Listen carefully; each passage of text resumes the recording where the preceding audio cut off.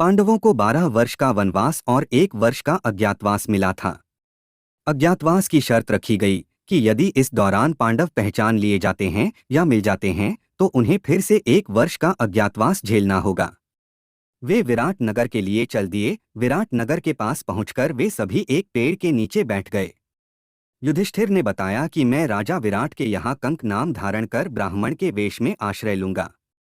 उन्होंने भीम से कहा कि तुम वल्लभ नाम से विराट के यहाँ रसोइये का काम मांग लेना। अर्जुन से उन्होंने कहा कि तुम बृहन्नला नाम धारण कर स्त्री भूषणों से सुसज्जित होकर विराट की राजकुमारी को संगीत और नृत्य की शिक्षा देने की प्रार्थना करना तथा नकुल ग्रंथिक नाम से घोड़ों की रखवाली करने का तथा सहदेव तंत्रिपाल नाम से चरवाहे का काम करना मांग ले।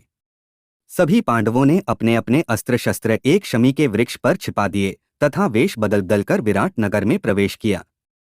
राज विराट ने उन सभी की प्रार्थना स्वीकार कर ली। विराट की पत्नी द्रौपदी के रूप पर मुग्ध हो गई तथा उसे भी केशसज्जा आदि करने के लिए रख लिया। द्रौपदी ने अपना नाम सैरंध्री बताया। अज्ञातवास के दौरान द्रौपदी को सैरंध्री नाम से रानी सुदेशना की दासी बनना पड़ा था। सैरंध्री बनकर जीवन काटना द्रौपदी के लिए अग्नि परीक्षा जैसा था। वह इतनी सुंदर थी कि कोई भी उसे दासी समझने की भूल नहीं कर सकता था, लेकिन उसे खुद को समझदारी सदाचार से सुरक्षित रखने के साथ भी यह भी ध्यान रखना था कि कहीं उसका भेद ना खुल जाए। द्रौपदी ने सैरंध्री का रूप धारण किया और वह पांडवों से अलग हो गई। राजप्रासाद के सैनिकों ने उसे महल के आसपास यातायात में बाधा उत्पन्न करते हुए देखा। सैनिकों के आवागम के बीच में देखा तो उसे पकड़कर सैनिकों ने रक्षिकाओं के हवाले कर दिया। रक्षिकाएं उसे लेकर रानी सुदेशना के पास ले गई। रानी सुदेशना ने उसे ऊपर से नीचे तक ध्यान से देखा और फिर पूछा, कौन हो तुम? सुदेशना से सैरंध्री कहती है कि मैं कोई भी हूं, लेकिन तुमने इस तरह मुझे पकड़कर यहाँ क्यों बुलाया? रानी उसके इस तरह से बात करने से भड़क जाती है।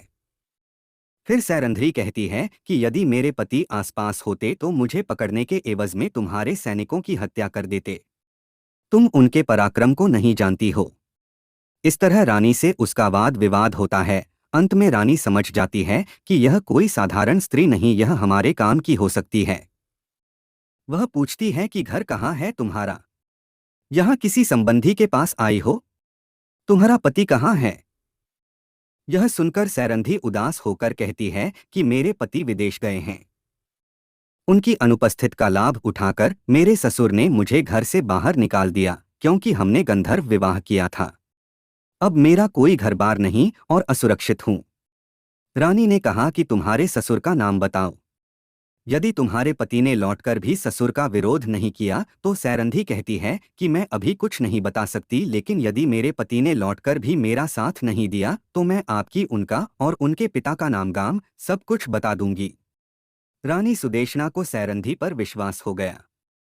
उसने कहा कि क्या तुम सचमुच ही केश विन्यास का कार्य जानती हो?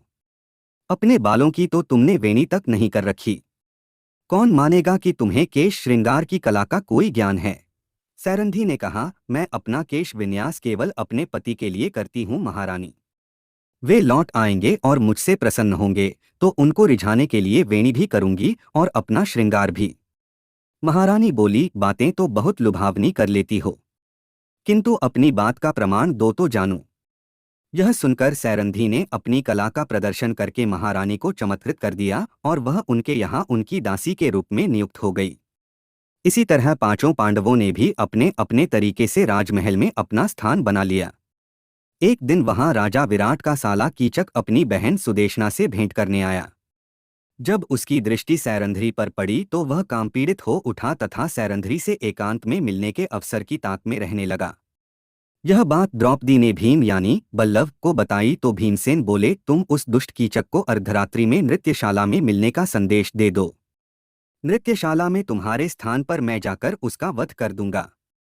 भीम ने ऐसा ही किया। अगले ही दिन विराट नगर में खबर फैल गई कि सैरंध्री के गंधर्व पति ने कीचक को मार डाला और इसके बाद तो स्थिति ही बदल गई। दुर्योधन के गुप्तचर वहां पहुंच गए।